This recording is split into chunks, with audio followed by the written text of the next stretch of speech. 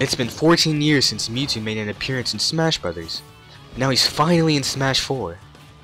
Mewtwo has changed quite a bit since Super Smash Bros. Melee, but is he better in this new iteration of Smash, or is he the same, if not worse, than how he played in Melee?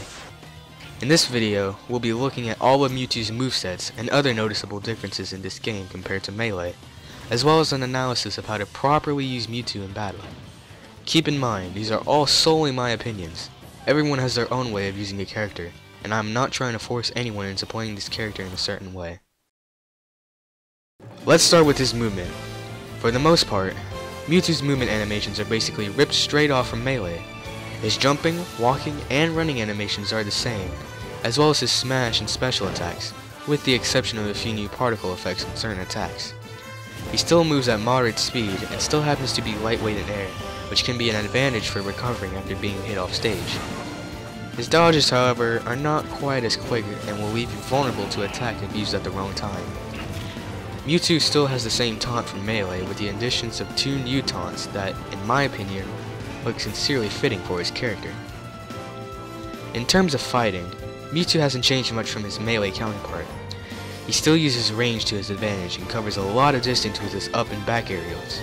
His forward and neutral aerial is a great way to space your opponent away from you, and his down aerial can spike your opponent downwards with an easy to land hit. His smash attacks, when used at the right time, can deal a great amount of damage, especially his up smash, which has a lot of range and can deal devastating blows at high percentages. Most of Mewtwo's grabs attacks can be rather useful. His forward throw puts decent distance between you and your opponent, allowing for an opportunity to follow up with an aerial attack depending on how much he's taken so far. His down throw is especially useful since it's great to chain into a combo quickly after executing it.